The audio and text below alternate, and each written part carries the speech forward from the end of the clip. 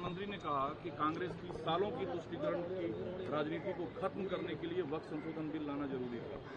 देखिए, प्रधानमंत्री मोदी जी का एक ही लक्ष्य है कि भारत में लोगों की जो संवैधानिक अधिकार है उसको कैसे खत्म किया जाए, और इसीलिए बार बार वो इस प्रकार के उन्होंने निर्णय लिए, जिस निर्णयों से किसानों को नुकसान हुआ, छोटे और मध्यम वर्ग के लोगों को नुकसान हुआ, दुकानदारों को नुकसान हुआ, उद्योग को नुकसान हुआ। आज देखिए, जो आर्थिक संकट आई हुई है यूएस टैरिफ्स को लेकर, उस पर उनकी सरकार कितनी चुप है। मध्यम वर्ग पे जो 50 रुपए का गैस सिलेंडर का दाम बढ़ा दिया, उसको लेकर वो चुप है। पेट्रोल और डीजल में कोई भी राहत नहीं लोगों को, आम ग्राहकों को, उसको लेके ये चुप है। तो जो वास्तविक देश के मुद्दे जो हैं, उस पर वो जिस प्रकार के नेतृत्व लेना चाहते हैं, वो कुछ नहीं करते।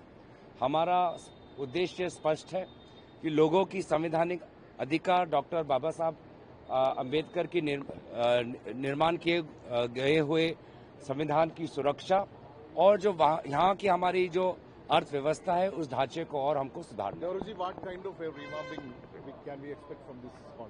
No, I think there is tremendous enthusiasm amongst Gujarat Congress.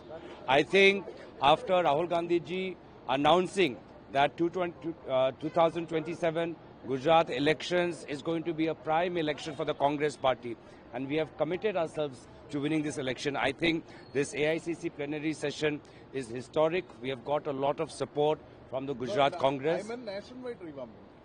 Yes, may I complete? So from the Gujarat Congress, I think it's going to go extremely well. And what is also happening, the way we're talking about the economic policies, the Constitution, it shows that the Constitution for us, unlike what the BJP says, is not a slogan. It is a firm commitment to uphold the Constitution values. Thank you. Thank you. Ranjit?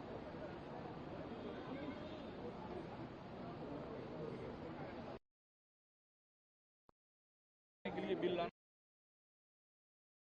जरूरी है। एक तरीके से वो बचाव में उतर आए हैं। मैं इसके लिए नहीं बोल रहा। टैरिफ पे बड़े लोग हैं, बड़े लोग हैं, उनसे पूछ लीजिएगा। सरदार पटेल पे जो 2 पेजेज रेजोल्यूशन आप लोगों ने पास किया, उस रास्ते कांग्रेस क्या सरदार पटेल को बीजेपी से अपने पाले में लाना चाहती है? कौन लाना चाहती? कांग्रेस? क्योंकि बीजेपी सरदार पटेल पर अपना दावा ठोक नहीं रही है। पटेल हमारे ही हैं। आप हिस्ट्री पढ़िए, ठीक से जानिए, बाद में पूछिए। सरदार पटेल दावा करती है वो तो सबको, उनके पास कोई है ही नहीं ना, इसलिए सबको वो बुला लेती है। क्या सरदार पटेल के आइडियोलॉजी के रास्ते कांग्रेस एक बार फिर सत्ता बीजेपी से वापस लेगी? अभी वो नहीं हमें पता। हम लड़ाई संघर्ष करेंगे।